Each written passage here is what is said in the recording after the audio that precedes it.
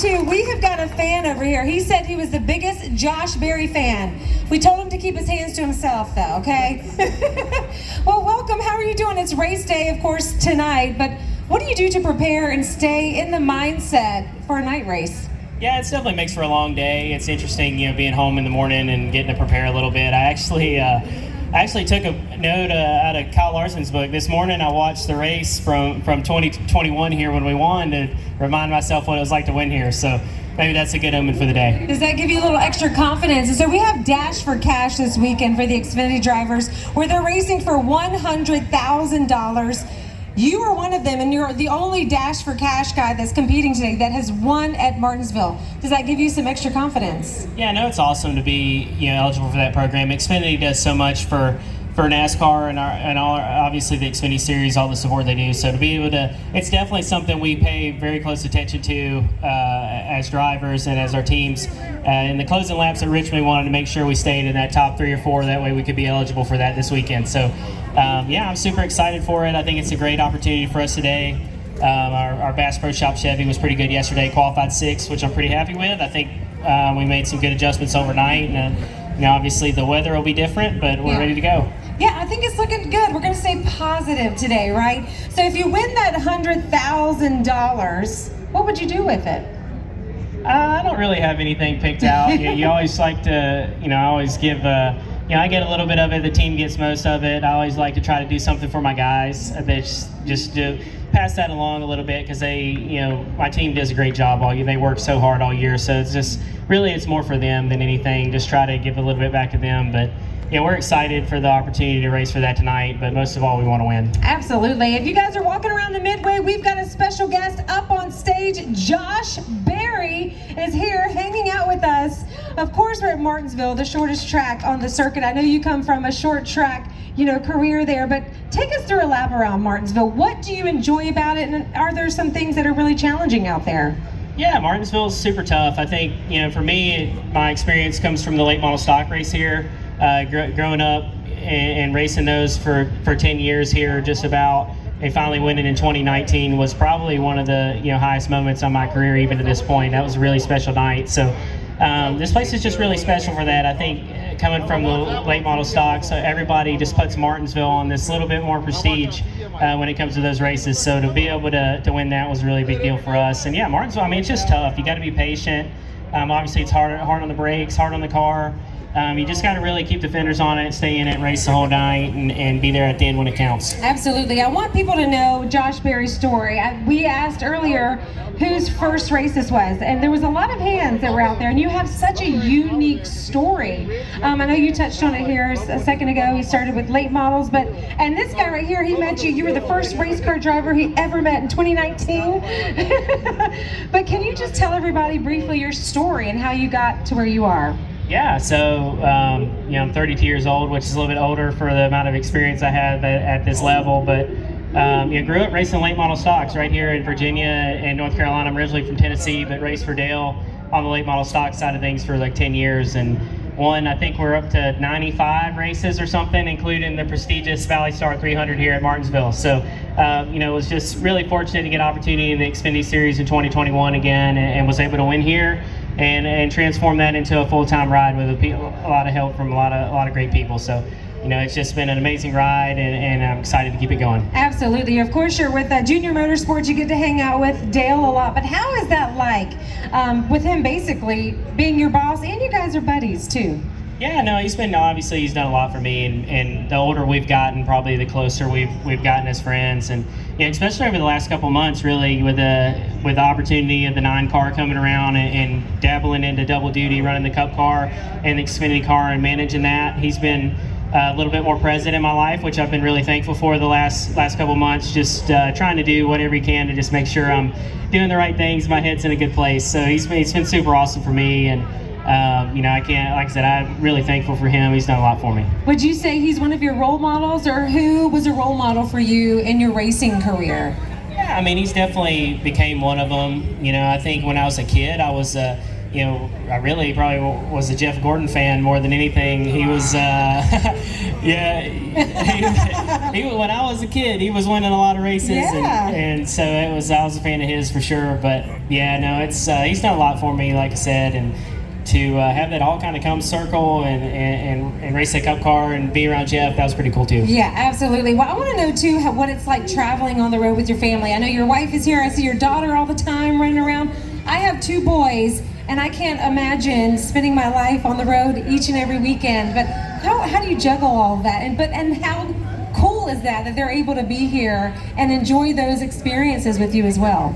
Yeah, it's a challenge for sure. My daughter's 3 now, and she grew up. She's grown up at the racetrack, really. I think from when she was, I would say probably 4 or 5 months old, she started coming to the late model races. We were racing a lot at Hickory and some places during the that 2020 season when we won the weekly series national championship. They went to a lot of those, and she was just a little baby, so she's grown up, and now she was mad. They're coming later. She was super mad when I left when she found out I was going to the racetrack without her. So she'll be here later. She loves it, and it's great to have her here. And like I said, she's becoming a little race fan, that's for sure. Yeah, I see her out there. I love it. I see her just running around. She's running around Victory Lane, just doing her thing, taking it in.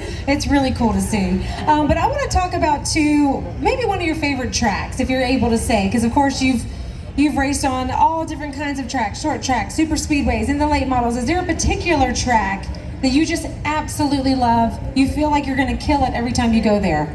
Yeah, I think Martinsville's obviously really high up there. It's definitely in my top 3 or 4. Richmond's a place that I've really come to enjoy. I feel like I've had a lot of success there. Obviously, we had a good couple runs there a couple weeks ago. Richmond seems to really fit my style from the late model stock racing. I feel like just how you kind of have to approach that race, the mindset. So that's been a natural fit for me. And I think just Dover's been a place that's been really fun. That's coming up. We won there last year. That was a place that I didn't expect to have success and love like I did. So we're excited to get there here in a couple weeks. That's great. I know you have a busy day ahead. I do want to do like a quick 10 with you, just to kind of get to know Josh Berry a little bit better. All right, day or night race? I think a night race. Yeah? Night races are just cooler. I like day races. I mean, they're fun too, but I think there's just something special about NASCAR racing at night. I agree. What about you guys? Do you like night racing?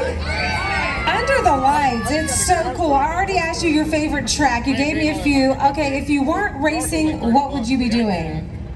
Man, well, especially now, I'd probably be working on a race car. I would say, especially nowadays. I've had a lot of experience when we late model race working on them. Love working on race cars. Love building them. So I'm sure I would be in this garage or at a short track, some form of fashion. Yeah, it's in your blood for sure. What's the craziest thing you've autographed? I've seen people hold up their babies and drivers signing babies and arms. What's the craziest thing you've autographed? I try not to do body parts. I find that weird. So, yeah. Somebody told me a long time ago, just don't do that. Just don't go there. Yeah, just don't do that. So I don't do that. Honestly, probably the one that sticks out the most was I signed a baby. Like not the shirt on the baby, right? Right. Like kind of like the Lion King, right? Like yeah, exactly. Son of my baby. That was at like Motor Mile or somewhere a long time ago too. It wasn't anytime recently either. Really? Okay. Yeah, that's got to be a little bit awkward. What about? Are you early to bed? Are you a night owl? What do you do? Yeah, typically I go to bed relatively early. That's something I've been trying to more routinely do. We've been training a lot this year. Chevrolet provides a great program for us that Josh Wise heads up, and we stay super busy with that. And we've kind of all learned as drivers that are part of that sleep's a pretty big important part of that. So I've been trying to do better for sure. It makes a difference for sure. What about favorite meal? Say it's your birthday. I know for me, I love an Italian dish. What about for you? What's your go-to favorite meal on a special occasion? I like seafood. I'd say any kinds of, salmon, mahi-mahi, crab legs, anything like that I'm pretty good with. Okay. What about sweet or salty? Sweet, I guess. I'm not big on either one really though. Okay. I want to know about, do you have a win that you dream about, like a race that you dream about winning in the future? Yeah, I think obviously Daytona, winning at Daytona is probably high up there. I mean, pretty much that's in NASCAR's backyard. We've all grown up watching races like the Daytona 500. So that's winning at that style of track, at Daytona, Talladega, that'd be really cool because it's a different kind of racing, and I think it's been something that I've been really trying to acquire and get better at over the last couple of years, and we were really close to Daytona in February, so I think it just kind of made us a little bit more hungry to go do that now. Do you rehearse the burnouts in your head? Like, you're like, all right, if I win today in Martinsville, I'm gonna do this particular burnout.